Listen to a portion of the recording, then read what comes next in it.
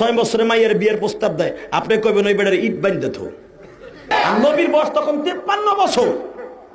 53 বছর একটা লোক, সে 6 বছর একটা মেয়ের বিয়ের তো কল্পনা করতে পারে না। প্রিয় দর্শক এবং শ্রোতা সকলকে আমন্ত্রণ জানাচ্ছি আরো একবার। আপনি শুনছেন আপনার প্রিয় চ্যানেল ধর্মীয় ধর্ম। দর্শক এবং শ্রোতা, আমি আজকে খুব গুরুত্বপূর্ণ কিছু তথ্য আপনাদের সম্মুখে নিয়ে আসছি এবং সেগুলো একে একে করে আপনাদের সম্মুখে আমি উপস্থাপন করব। আপনারা সবাই জানেন যে রিসেন্টলি যে ঘটনাটা পুরো বিশ্বকে তোলপাড় করে দিচ্ছে সেটি হচ্ছে যে নুপুর শর্মা বলেছিল নবী মোহাম্মদ 6 বছরের একটি বাচ্চাকে বিয়ে করেছিল এবং সেটা কতটুকু মানবিক এই সম্পর্কে উনি একটি বিবৃতি দিয়েছিলেন একটি ডিবেটের মাধ্যমে। তারপর পরে শুরু হয় তোলকালাম, বিভিন্ন জায়গা থেকে শুরু হয় মানববন্ধন এবং আন্দোলন, সেই সাথে পণ্য বয়কট থেকে শুরু করে আরও বিভিন্ন ধরনের প্রোগ্রাম বা আন্দোলন তারা গড়ে তুলেছে অনলাইনে অফলাইনে একই সাথে বিভিন্ন জায়গায়। তো আজকের এই ভিডিও থেকে আমি আপনাদেরকে দেখাবো যে আসলে 6 বছরের কোনো বাচ্চাকে বিয়ে করাটা এটা আসলে কতটুকু মানে নিন্দিত একটি কাজ এবং মানুষের মধ্যে ইনফ্যাক্ট জনসম্মুখে কতটুকু সেটা গ্রহণীয় বা গ্রহণযোগ্যতা রাখতে পারে সেই প্রশ্নের সম্মুখীন আমরা হয়েছি বিভিন্ন জায়গা থেকে। এবং আজকে বেশ কিছু ভিডিওতে আমি আপনাদেরকে দেখাবো যে মানুষজনকে যখন বলা হয় যে 6 বছরের কোনো একটা বাচ্চাকে যদি আপনাকে বলা হয় বিয়ে করার জন্য, কিংবা আপনার কোনো একটা বাচ্চাকে যদি 6 বছরের কোনো একটা বাচ্চাকে বিয়ে দেওয়া হয় 53 বছরের কোনো ধরনের বৃদ্ধের কাছে, তাহলে আপনার রিয়াকশন কী দাঁড়াবে? তখন বিভিন্ন ধরনের উত্তর কিন্তু তারা আমাদেরকে দেয়। এতগুলো পাবলিকদের কথাবার্তা, কিন্তু আলেমদের মধ্যেও সেই বিষয়টা চরমভাবে নাড়া দিয়েছে। বিখ্যাত স্কলার ডক্টর জাকির নায়েক থেকে শুরু করে একদম পাথি মোল্লা কিংবা চিপাচাপার মোল্লা, যেমন ধরুন ইলিয়াস হোসেন থেকে শুরু করে আব্দুল রাজ্জাক বিন ইউসুফ থেকে শুরু করে আরও বিভিন্ন তারেক মনোহর হোয়াটএভার, তাদের সবার মধ্যে এই বিষয়টা চরমভাবে নাড়া দেয় এবং সেই বিষয়টা নিয়েই কিন্তু আজকের এই ভিডিওটি সাজানো হয়েছে। শুরু থেকে একদম শেষ পর্যন্ত আপনারা থাকবেন, আশা করছি খুব বেশি এনজয় করবেন আজকের ভিডিওটি, I hope so. Please stay with me until the end. তো চলুন, প্রথমে আমরা একজন ভদ্র মহিলার কাছে এই প্রশ্নটি করেছিলেন আমাদের একজন প্রিয় ভাই, এবং কী রিয়াকশন দিয়েছিলেন এই মহিলা সেটা আসলে জানার বিষয়। চলুন আমরা সেই মহিলার মুখ থেকে একটু শুনে নিই। Let's go. একজন 52 বছরের লোক 6 বছরের একটা শিশুরে বিবাহ করছে, আবার ওই শিশুটা হইতেছে তার বন্ধু, অর্থাৎ 52 বছরের একটা লোক 6 বছরের শিশুরে বিয়ে করছে। এটা আপনি কিভাবে দেখেন? ওই লোকটারে আপনি কি বলবেন? ও একটা অমানুষ, তাকে এই যে পায়ে জুতা দিয়ে পিটানো দরকার, আর কি করা দরকার? তাকে গাছ ঝুলাইয়া ল্যাংটা করে পিটানো দরকার। মানে ওই লোকের বউ কিন্তু আছে, আর আরো 11টা বউ আছে, বুঝছেন? 11টা বউ থাকা সত্ত্বেও আরো একটা মানে শিশুরে বিয়ে করছে। ওই লোক কি মানে সুচরিত্রবান লোক যার 11টা বউ আছে?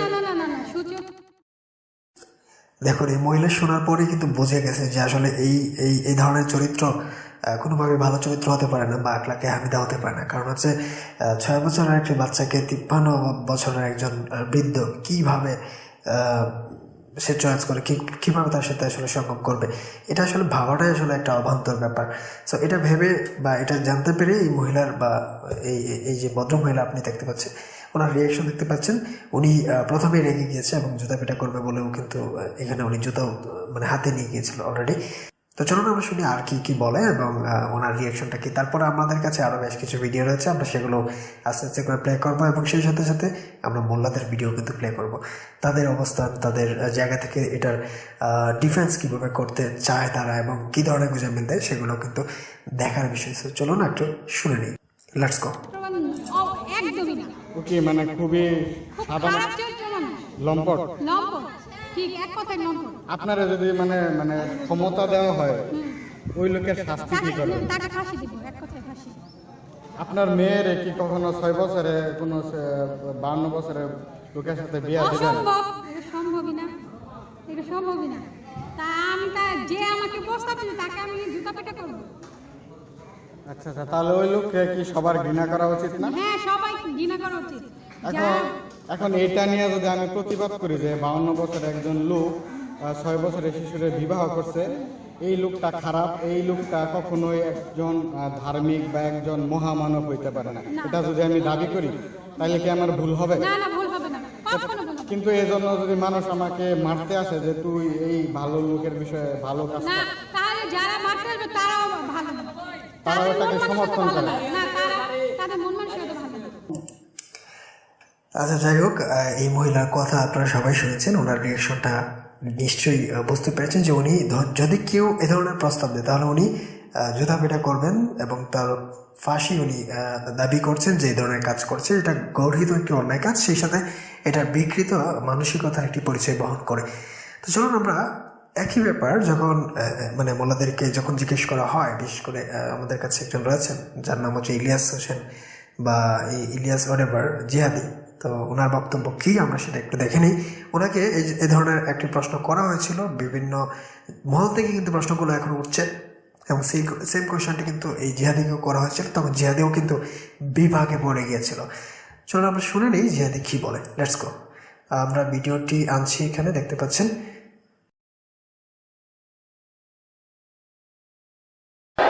বাজানরা আমারে বলে ফেলছে, আল্লাহ সাক্ষী আমারে বলতেছে, হুজুর এইটা কেমন হলো? বিশ্বনবী এতবার একজন চরিত্রের অধিকারী, ওনার চরিত্রে আমরা চরিত্রবান হব, তাহলে আমরা যদি এখন 6 বছরের মেয়ের বিয়ে করতে যাই, এটা কেমন হলো ওনার? মানে আপনারা বুঝতে পারছেন যে এই ধরনের প্রশ্নগুলো মানুষের মাথায় অলরেডি ঘুরপাক খাচ্ছে এবং মানুষজন কিন্তু প্রশ্ন করতে শিখেছে অলরেডি। তো যখনই প্রশ্ন করা হয় তখনই কিন্তু আপনার মুখ চেপে দেওয়া হয় বিভিন্ন মহল থেকে, বিশেষ করে মোল্লা মহল থেকে বা উগ্রবাদীদের কাছ থেকে। যেমনটা আপনি দেখতে পাচ্ছেন যে নূপুর শর্মার জায়গায় এখন যেটা হচ্ছে বর্তমানে, যে তাকে বিভিন্নভাবে আক্রমণ করার চেষ্টা করা হচ্ছে, একই সাথে তাকে কিন্তু দল থেকেও বহিষ্কার করা হচ্ছে। সুতরাং বুঝতেই পারছেন যে এটা মানুষের কতটুকু সেন্সিটিভিটি লেভেলে কিন্তু এটা কাজ করে। তো এই সেম কোয়েশনটি জিহাদিকে করা হয়েছিল, শুনি আসলে কি উত্তরটা দেয়। আমার সাথেই থাকুন। দুটো পাও ধরছি, আজকে আমি যেন প্রশ্নের সম্মুখীন হয়েছি না, আপনারাও হতে পারেন। জবাবটা দিয়ে দেয়, আমার নবী কেন আয়েশা 6 বছর বসে বিয়ে করলেন? শুনতে মনে চায় না? চায়? তাকান এদিকে। হ্যাঁ মুসলমানের পোলা, আল্লাহ মাজিদুল হক বুখারীতে লেখছে, মা আয়েশাকে কেন নবী 6 বছর বয়সে বিয়ে করেছে? নবীর ইচ্ছা ছিল না আয়েশাকে বিয়ে করা, কারণ সে তার মাইয়ের চাইতো ছোট। ফাতেমার বয়স তখন 14, আয়েশার বয়স মাত্র 6।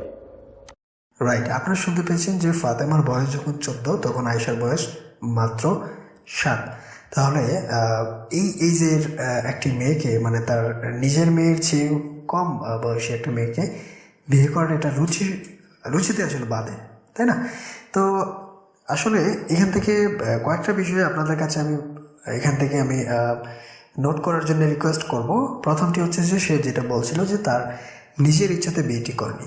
তো আমরা আরেকজন মোল্লা রয়েছে, আমরা তার কাছে যাব এবং সেখানে গিয়ে দেখবো যে তার নিজের ইচ্ছাতেই যে বিয়ে করেছিল সেটার প্রমাণটি কিন্তু আমরা সেই বক্তার মুখ থেকে কিন্তু আমরা বের করব।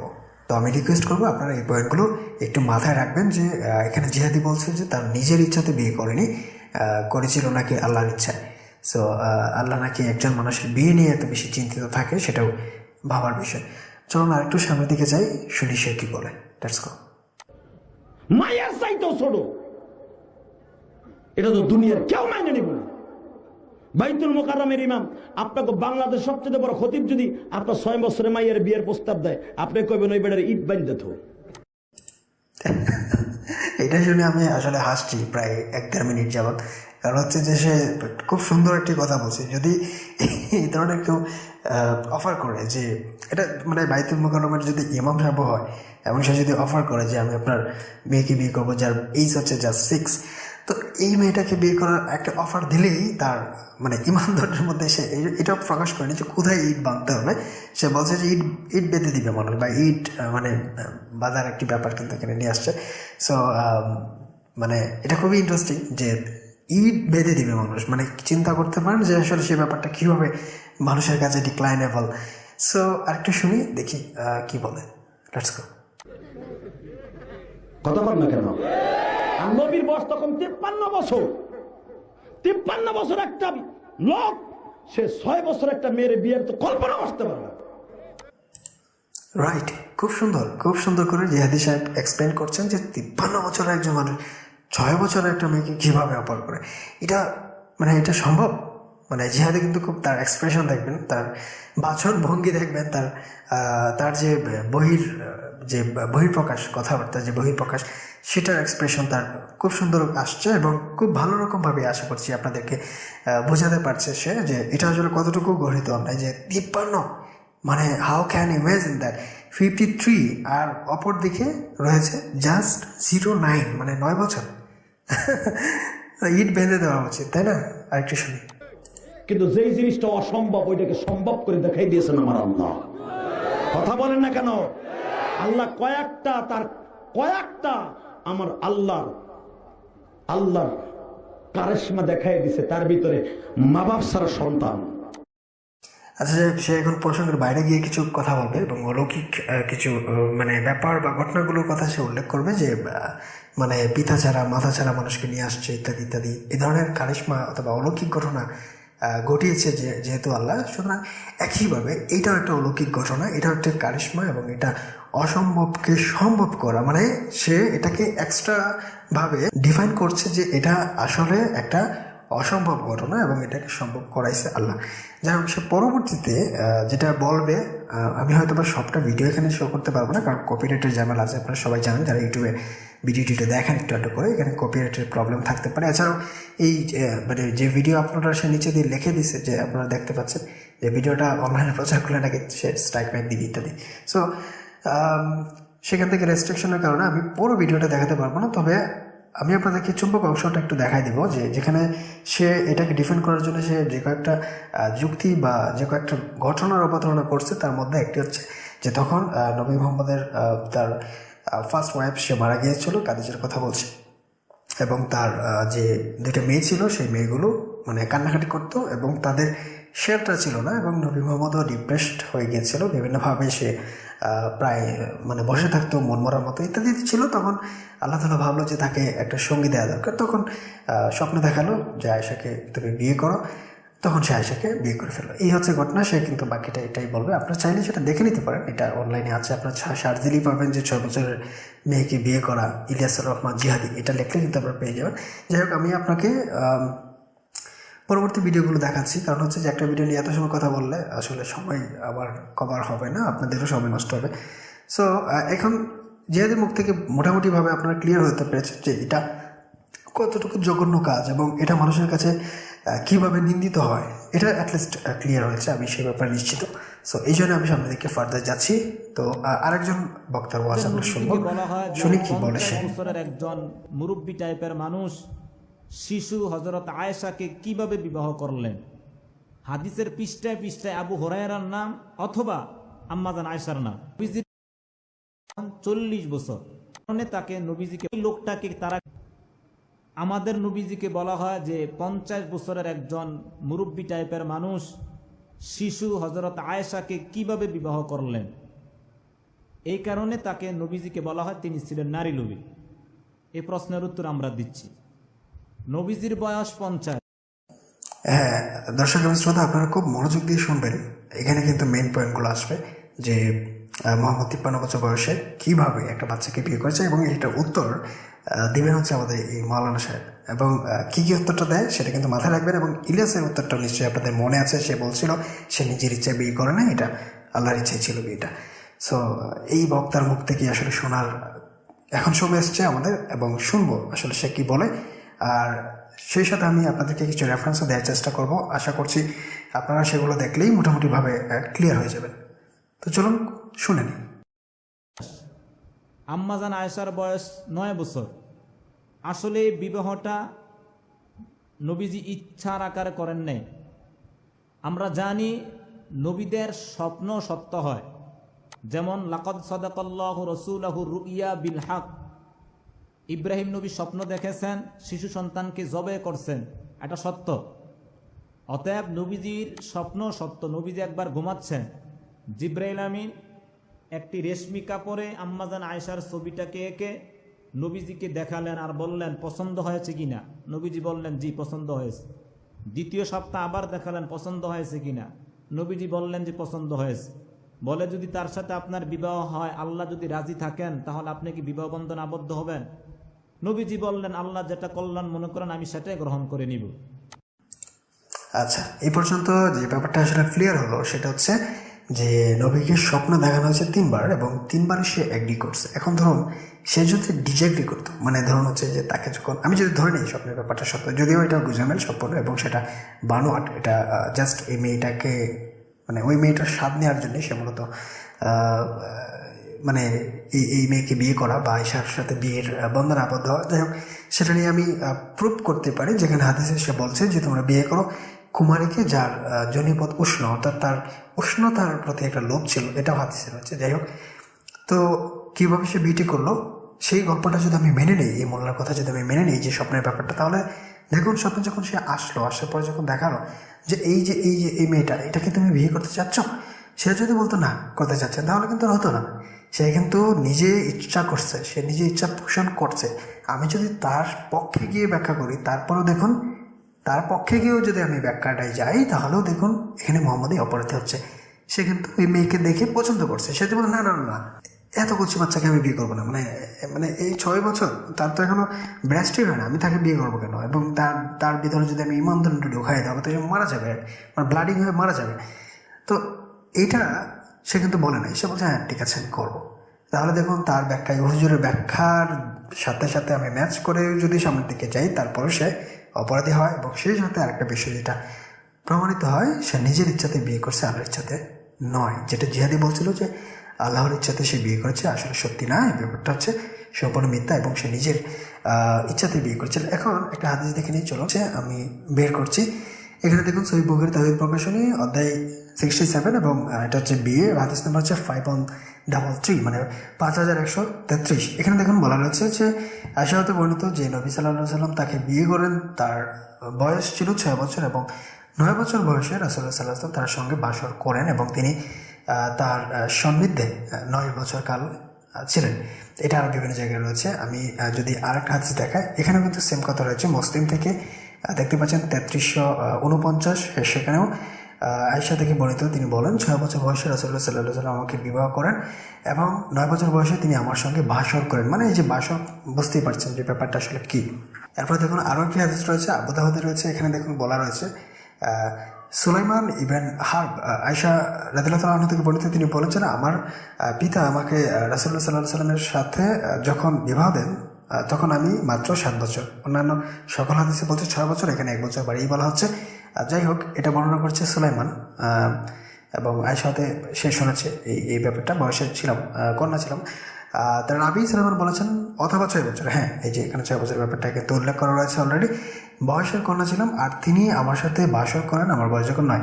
আচ্ছা, 6 অথবা 7 যদিও বিবাহ করেন, বাট 9 কিন্তু বাসর করেছেন, এই ব্যাপারটা অ্যাটলিস্ট ক্লিয়ার। এছাড়াও আরও আরেকটি হাদিস রয়েছে, যেমন সুনান নাসাই ইপা প্রকাশনী বা ইসলামিক ফাউন্ডেশন থেকে দেখতে পাচ্ছেন মোহাম্মদ ইবনে আদম রহমতুল্লাহ আলাইহি আয়েশা রাদিয়াল্লাহু তাআলা থেকে বর্ণিত, তিনি বলেছেন রাসূলুল্লাহ সাল্লাল্লাহু আলাইহি ওয়াসাল্লাম আমাকে 6 বছর, দেখুন লেখা রয়েছে 6 বছর, আমি এরও দিয়ে রাখছি আপনাদের সুবিধার্থে, 6 বছর বয়সে বিবাহ করেন এবং আমার সঙ্গ লাভ করেন 9 বছর বয়সে। তখন আমি মেয়েদের সাথে খেলাধুলা করতাম, মানে ছোট ছিল বা বাচ্চা ছিল, এটা অ্যাটলিস্ট এখান থেকে প্রুভড। এখন আরেকটু শুনি নিই এই বক্তা আসলে কি বলেন, লেটস গো। আল্লাহ তাআলার হুকুমে তিনি আয়েশা রাদিয়াল্লাহু তাআলা আনহাকে বিবাহ করলেন। প্রিয় ভাইয়েরা, এখন প্রশ্ন হয় অল্প বয়সী মেয়েকে কেন নবীজির খেদমতে আনলেন? এর উত্তর আমি দিতে পারবো ইনশাআল্লাহ। হ্যাঁ হুজুর, তোমরাই তো দিবা, কারণ তোমরা না দিলে তো ইসলাম বাঁচবে না। মানে পেছন দিয়ে বাঁশ যে দিচ্ছি আমরা, সেই বাঁশ দিয়ে তো খাড়া করে দিয়েছি অলরেডি। এখন তোমরা না বাঁচাইলে there is not any power to any kind of way shelter any kind of way that Islam no you have। যাই হোক, এটা বোঝাই যাচ্ছে যে তারা নিজেরাই এটা রক্ষা করছে। এই জন্য দেখবেন হেফাজত ইসলাম নামে তাদের একটা ইসলাম রয়েছে এবং সেটার মাধ্যমে তারা ইসলামকে হেফাজত করছে। আল্লাহ তাআলা পারছে না, তারা নিজেরা একটা হেফাজত সংগঠন গঠন করে সেই হেফাজত সংগঠন দিয়ে তারা কিন্তু কী করছে, ইসলামকে হেফাজত করছে। এনিওয়ে, আমি এখান থেকে দেখাইলাম যে আসলে এই মোল্লা সে স্বীকার করলো, বাই ডিফল্ট স্বীকার করলো যে এটা মুহাম্মদের ইচ্ছাতে আসলে বিয়েটা ছিল, আল্লাহর ইচ্ছাতে না। যদিও সে হিপোক্রেসি করতেছে, বারবার সে বলতেছে যে এটা আল্লাহর হুকুমে হয়েছিল etcetera etcetera, but it is not true. True ব্যাপারটা হচ্ছে যে সে নিজেই আসলে ইচ্ছা করছিল এবং আবু বকরকে গিয়ে বলেছিল যে আমি তোমার মেয়েকে বিয়ে করতে চাচ্ছি। তো আবু বকর বলল যে আপনি তো আমার ভাই। তখন বললো যে না, সমস্যা নাই, তুমি আমার দিনের ভাই, জাস্ট সেটাই। কিন্তু চাইলে আমি বিয়ে করতে পারি তোমার মেয়েকে। তখন সে বললো আচ্ছা আপনার ইচ্ছা। তখন সে কিন্তু এবার বিয়ে করলো। আমি আপনাদেরকে প্রমাণগুলো মানে যদি আপনারা কেউ ডাউট করেন তাহলে আমি কমেন্ট করবেন, আমি আপনাদেরকে দেখাই দেবো। এক ভিডিওতে সব কিছু আসলে দেখানো সম্ভব না। এনিওয়ে, তো এখন এই হুজুরের যুক্তি শুনবো আমরা, মানে কেন বিয়ে করেছিলেন বা কেন আয়েশাকে এনেছিলেন, একটি যুক্তি চলুন আমরা একটু শুনে নিই। আল্লাহ তাআলা আম্মাজান আয়েশার মাধ্যমে হাদিসের যেই পরিমাণ খেদমত নিয়েছেন যা অন্য স্ত্রীর দ্বারা নেন নাই। হাদিসের পৃষ্ঠায় পৃষ্ঠায় আবু হুরায়রার নাম অথবা আম্মাজান আয়েশার নাম। এর দ্বারা প্রমাণ পাওয়া গেল আল্লাহর হুকুমে যেহেতু নবীজি আম্মাজান আয়েশাকে বিবাহ করেছেন, আর আল্লাহর ইচ্ছা ছিল ইসলামকে টিকিয়ে রাখা, নারীরা যাতে আম্মাজান আয়েশা থেকে বিভিন্ন ধরনের গোপন মাসআলা, হায়েজ নাফাসের মাসআলা সঠিকভাবে জানতে পারে। এই কারণেই আল্লাহ তাআলা আম্মাজান আয়েশাকে নবীজির জন্য পছন্দ করেছেন। আচ্ছা, এটা হচ্ছে ফার্স্ট কারণ বা first reason to marry Ayesha. তো সে যে লজিকটা দিল, সে যে কারণটা দেখালো, এটা কি আসলে যুক্তিযুক্ত? চলুন আমরা একটু ব্যাখ্যা করি। দেখুন, প্রথমত হচ্ছে যে যদি ইসলামকে প্রচার করতে হয় বা স্প্রেড করতে হয় বিভিন্ন মানুষদের কাছে, তাহলে যদি তার সাথে কোনো হেল্পার লাগে, তার সাথে যদি কোনো অ্যাসিস্ট্যান্ট লাগে, তাহলে বোঝা গেল সে 100% এই কাজের জন্য যোগ্য নয়। ধরুন সাপোজ আমাকে আমার পরীক্ষা হলে পাঠানো হলো আমাকে এক্সাম দেওয়ার জন্য। এখন আমি বললাম যে আমি একা পারবো না পরীক্ষাটা দিতে, আমার সাথে অ্যাসিস্ট্যান্ট লাগবে। তখন যদি আমি অ্যাসিস্ট্যান্ট নিয়ে ঢুকি পরীক্ষার হলে, আমাকে কি অ্যালাউ করবে? বলবে যে তুমি নিজের যোগ্যতা বলে তুমি পরীক্ষা দেবে, তুমি তোমার অ্যাসিস্ট্যান্ট নিয়ে আসলে হবে না। এবং যদি আমি অ্যাসিস্ট্যান্ট নিয়ে যাই তাহলে এটা প্রমাণিত হবে যে আমি আসলে পরিপূর্ণভাবে পড়াশোনা করি না, কিংবা আমি ভালো স্টুডেন্ট না, এবং আমি এই পরীক্ষাটার জন্য অ্যাটলিস্ট যোগ্য না। সবাই কিন্তু এটা বলবে, এবং সব স্যাররাই কিন্তু এটা বলবে যে তুমি একা পরীক্ষা দিতে পারো না, তোমার অ্যাসিস্ট্যান্ট লাগে, তুমি এই ক্লাসের জন্য বা এই এক্সামের জন্য তুমি যোগ্য না, অথবা এটার জন্য তুমি অ্যাপ্রুভ হবো না। তাহলে একই ব্যাপার যদি আমি তার ক্ষেত্রে অ্যাপ্লাই করি, প্রফেটের ক্ষেত্রে অ্যাপ্লাই করি, সে তার উপর যে রেসপন্সিবিলিটিটা দিয়েছিল সেটা সে পরিপূর্ণভাবে একা পালন করতে অক্ষম। যেহেতু অক্ষম, তাই তার অ্যাসিস্ট্যান্ট দরকার, আর অ্যাসিস্ট্যান্ট হচ্ছে তার বউ আয়েশা। তাহলে তাকে পরিপূর্ণ প্রফেট বলা যাচ্ছে না, কারণ তার উপর যে রেসপন্সিবিলিটি ছিল সেটা সে একা একা পালন করতেছে না। তাহলে আমরা ধরে নিতে পারি যে এখানে 70% যদি আমি ধরি, 70% হচ্ছে যে প্রফেটের দায়িত্ব এবং বাকি 30% হচ্ছে আয়েশার দায়িত্ব। তাহলে সে পরিপূর্ণ নবী হওয়ার যোগ্যতা রাখে না। তাহলে নিশ্চয়ই ব্যাপারটা ক্লিয়ার হলো যে সে পরিপূর্ণভাবে প্রফেট হওয়ারই যোগ্য না। যদি তার অ্যাসিস্ট্যান্ট লাগে তার এই দিনটাকে সবার সাথে স্প্রেড করতে, তাহলে সে পরিপূর্ণ নবীটা। একদম সিম্পল ব্যাপার। আচ্ছা, এটা গেল ফার্স্ট রিজন এবং ফার্স্ট রিজনের কাউন্টার লজিক। এখন চলি আমরা সেকেন্ড রিজন সে কি দেয় এবং সেটার কাউন্টার লজিক কি আসতে পারে। Let's go. দ্বিতীয় কথা হলো, আসুন যুক্তির ব্যানারে, যে নবীজি অল্প বয়সে বিবাহ করলেন। ওই সময় অল্প বয়সে বিবাহ করা অপরাধ ছিল না। অপরাধ ছিল না বিদায়ী তো মক্কার কাফেররা কখনো নবীজিকে আয়েশাকে বিবাহ করার কারণে মিথ্যা অপবাদ দেয় নাই, যা বর্তমান নাস্তিকরা দিচ্ছে। আচ্ছা হুজুর, এখানে দাঁড়ান। আপনি যেটা বললেন যে ওই সময়ে এটা অপরাধ ছিল না, ওই সময় সেটা জায়েজ ছিল, ওই সময় মানুষ কিছু বলতো না, এটা অপরাধ হিসেবে কাউন্ট করা হতো না। তাহলে সে তো সর্বকালের জন্য নবী, এম আই রাইট?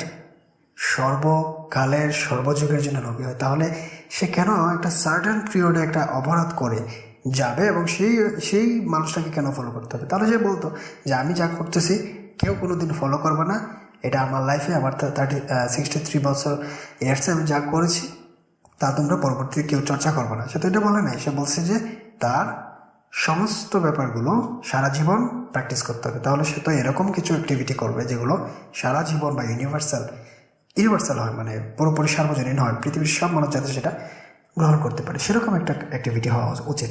সেরকম কিছু কাজ করবে যে ওই সময় সেটা বৈধ, এর ফলে সে অবৈধ। যেমন ধরুন চুরি করা আগেও অবৈধ ছিল, এখনও অবৈধ। এবং আরেকটা বিষয় বলি, আজকে থেকে 1450 বছর আগে কাউকে যদি পিটানো হতো তাহলে সে আঘাত পেত, আর আজকে সে আঘাত পাবে না তাকে পিটালে। এটা কোন ধরনের কথা হতে পারে? 1440 বছর আগেই যখন তার সাথে ম্যারি হয়েছিল ওই 6 বছরের বাচ্চাটা, তখন সে বাচ্চার মধ্যে যখন সে শারীরিক সম্পর্ক করেছে তখন সে যতটুকু ব্যথা পেয়েছে আজকের যুগে এই মুহূর্তে যদি আপনি 6 বছর একটা বাচ্চার সাথে যদি সহবাস করেন সে কিন্তু একইভাবে পেন পাবে। এখন পেন পায়, আগে পেন পেত না, এ ধরনের ঘোরা যুক্তি তো দেখানো হবে না। এবং সে আরও বিভিন্ন মানুষের লজিক দেখাতে গিয়ে সে বঙ্গবন্ধুর কথা বলল, এটা আর একটা স্টুপিডিটি। বঙ্গবন্ধুকে কেউ আদর্শ হিসেবে গ্রহণ করে নাই, বঙ্গবন্ধুকে পুরো বিশ্ব ফলো করে না, বঙ্গবন্ধু নিজেও বলে না যে আমাকে ফলো করো। সুতরাং তার সাথে উদাহরণ দেওয়াটাই হচ্ছে অযৌক্তিক একটি ব্যাপার। সুতরাং এইভাবে তারা হচ্ছে এই খোঁড়া যুক্তিগুলো দিয়ে যায়। আচ্ছা, এই হুজুরের বক্তব্য শুনতে শুনতে আমি ফেড আপ। এখন আমরা আরেকজনের বক্তব্য একটু শুনে নিই। চলুন আমরা দেখি আরেকজন কি বলে। তারেক মনোয়ারের বক্তব্যটা একটু শুনি। Let's go. যৌবন কবে থেকে শুরু হয় বলেন তো? যৌবন কবে থেকে শুরু হয়? 11 অথবা 12। মেয়েদের অনেকের যৌবন হয় 9 বছরে। এই জন্য রাসূল সাল্লাল্লাহু আলাইহি ওয়াসাল্লাম মা আয়েশা সিদ্দিকাকে 6 বছরে বিয়ে করেছেন, ঘরে তুলেছেন কত বছরে? 9 বছর। মুসলিম শরীফের হাদিস। আচ্ছা, ব্যাপারটা ক্লিয়ার। এবং এই হাদিস দ্বারা আমি হাদিসটা একটু আগে দেখাইছি এবং সেই হাদিস দ্বারা কিন্তু এই বক্তা খুব সুন্দর করে ব্যাপারটা এক্সপ্লেন করছে। এখন ব্যাপার হচ্ছে মূল পয়েন্টে আসো। মূল পয়েন্টটা কি, যে যৌবন প্রাপ্ত বলতে সে আসলে কি বোঝাইছে? যৌবন প্রাপ্ত বলতে সে বোঝাইছে যে আসলে মাসিক অথবা ঋতুস্রাব অথবা হায়েজ হলেই একটা মেয়ে সে বাচ্চা জন্মধারণের জন্য পরিপূর্ণতা পায় না। এটা মেডিকেল সায়েন্স আমাদেরকে জানায় এবং দিস ইজ ট্রু। প্র্যাকটিক্যালি এটাই হয়।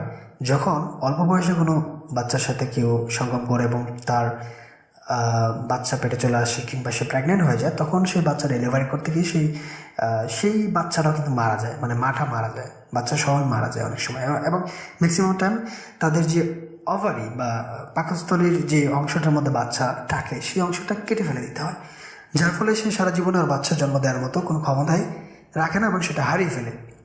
তাহলে এই হুজুরের প্রথম কথা এখানে ভুল, যে যৌবনপ্রাপ্ত হওয়া বলতে মাসিক হওয়া এবং সেটা 9 বছরে হয়ে গেলেই তার সাথে 9 বছরে আপনি সঙ্গম করতে পারবেন, তার পেটে বাচ্চা দিতে পারবেন। টোটালি অবৈজ্ঞানিক এবং অযৌক্তিক ব্যাপার। এটা গেল এক। আর দ্বিতীয় কথা হচ্ছে যে এই বক্তাকে যদি আপনি কি নিজেও বলেন যে আপনার 6 বছরের কোনো একটা মেয়েকে আমি বিয়ে করতে চাচ্ছি, আপনাকে পুলিশে দিবে ইনস্ট্যান্ট, আমি শিওর। কারণ হচ্ছে এই বক্তা মডার্ন, কারণ সে নিজে অনেকটি জায়গায় আপনারা নিশ্চয়ই অনেকে শুনে থাকতে পারেন, সে বলছে যে মাদ্রাসায় আপনাদের সকল বাচ্চা কাচ্চাদেরকে ভর্তি করেন এবং সে বলছে যে তার নিজের বাচ্চা ইংলিশ মিডিয়ামে পড়ছে, মাদ্রাসায় ভর্তি করায় নাই। তাহলে সে নিজের ক্ষেত্রে একটি, অপরদের ক্ষেত্রে অন্যটি। অর্থাৎ আপনি যদি যান যে আপনার মেয়েকে আমি বিয়ে করবো 6 years old থাকা অবস্থায়, সে কিন্তু আপনাকে পুলিশে দিবে বা আপনাকে মারধরও করতে পারে। সো বি কেয়ারফুল, যাবেন না তার কাছে। এনিওয়ে, আমরা ফাইনালি আরেকজনের বক্তব্যটা একটু শুনি, তারপর আমরা নূপুর শর্মার বক্তব্য শুনতে পারি, সে কি বলেছিল। আমরা জাকির নাকের বক্তব্যটি একটু শুনে নিই। Very clearly mentioned in Sahih Bukhari, volume number 5, hadith number 3896, that Prophet Muhammad, peace be upon him, he contracted the marriage with Aisha radiallahu anha at the age of 6, and he consummated the marriage after she had completed the age of 9. আচ্ছা, যাই হোক, এখানে একদম স্পষ্ট এবং clear করে উনিও বুঝিয়ে দিয়েছে। উনি বিখ্যাত একজন স্কলার, আপনারা সবাই এই ব্যাপারে জানেন। এই ব্যাপারে আর আমার নতুন করে বলার অপেক্ষা রাখে না। তো সেও কিন্তু এই সুন্দর করে হাদিসটির ব্যাখ্যা দিল এবং দিস ইজ দ্য ট্রু, যে 6 বছরের বিয়ে হয়েছিল, 9 বছর তার সাথে শয্যা সঙ্গী হয়েছিল। ওকে, তো ব্যাপারটা নিয়ে নিশ্চয়ই আর কোনো বিতর্ক থাকার কথা না, যে এই 6 বছর বয়সে তার সাথে বিয়ে হয়েছিল। ব্যাপারটা নিয়ে একদম স্পষ্ট জলের মতো ক্লিয়ার হয়ে গেল। এখন আমরা সেই নূপুর শর্মার বক্তব্যটা একটু শুনি, সে কি বলেছে, মানে তার সেকেন্ড যে স্পিচ সেটা আসলে কি। চলুন আমরা একটু শুনি। Let's go. जो लिखा है वो बोला है, और अगर वो कहीं गलत है तो मैं, आपको आपत्तिजनक लगता है तो फिर वो तो मैं कहूंगी कि मैंने तो नहीं लिखा और मैंने अपने मन से भी नहीं बनाया। अगर मैं गलत हूँ तो मैं इनवाइट करती हूँ किसी सीनियर इस्लामिक क्लरिक को, आए और बताएं कि मेरे तथ्य बेकार है। ওকে দর্শক এবং শ্রোতা, এই মধ্যে ভিডিওটি শেষ হলো এবং সে হিন্দিতে বলেছে যে আমি যা বলেছি সেটাই লেখা ছিল এবং যা লেখা ছিল আমি সেটাই বলেছি। যদি কেউ সেটার মধ্যে কোনো ডাউট করে থাকে বা সন্দেহ করে থাকে কিংবা কোনো ধরনের আপত্তি করে থাকে, তাহলে সে যেন আসে এবং পরে দেখে এবং আমাকে সেটা যেন বোঝায়। এই বক্তব্যটি কিন্তু সে দিয়েছে সেকেন্ড টাইম, অর্থাৎ দিস ইজ ট্রু। এবং সেই নূপুর শর্মাকে আমি স্যালুট করি, বিকজ উনি সত্যি একটি কথা বলছেন, সত্যি একটি হাদিস স্প্রেড করেছেন, এবং এই জন্য ওনাকে কোনো প্রকার পেনাল্টি দেওয়াটা সম্পূর্ণ অন্যায় এবং অযৌক্তিক হবে। সো আশা করছি আজকের ভিডিওটি সম্পৃক্ত হয়েছে আপনাদের সবার মধ্যে, এবং আশা করছি আপনারা সবাই স্যাটিসফাইড। এখন পর্যন্ত এই হাদিসটি নিজেদের মধ্যে সংশয় ছিল কিংবা কোনো ধরনের ডাউট ছিল যে এই হাদিসটি নিশ্চয়ই জাহাজই হতে পারে, এই ব্যাপারটা নিশ্চয়ই অ্যাটলিস্ট ক্লিয়ার হলো আজকের এই ভিডিও থেকে। আশা করছি আপনারা সবাই ব্যাপারটা এনজয় করেছেন। একই সাথে মূলদের যে ইউট্রন এবং তাদের যে ডিফেন্সিভ সিস্টেম সেগুলোও নিশ্চয়ই আপনাদের কাছে স্বচ্ছ জলের মতো ক্লিয়ার হলো। তাদের হটকারিতা, একই সাথে 6 বছর বাচ্চাকে সে যে বিয়ে করেছিল সেই ব্যাপারটাও অ্যাটলিস্ট এখান থেকে স্পষ্টভাবে ক্লিয়ার হলো। আজকে অনুষ্ঠানটি এই পর্যন্ত। নেক্সট কোনো এপিসোডে আবারও কথা হবে। যাওয়ার আগে ছোট্ট একটি অনুরোধ থাকলো, চ্যানেলটিকে সাবস্ক্রাইব করে আমাদের সঙ্গে হবেন। কথা হচ্ছে নেক্সট কোনো এপিসোডে। আগামী অনুষ্ঠান দেখার আমন্ত্রণ জানিয়ে আজকের মতো এখানে বিদায়।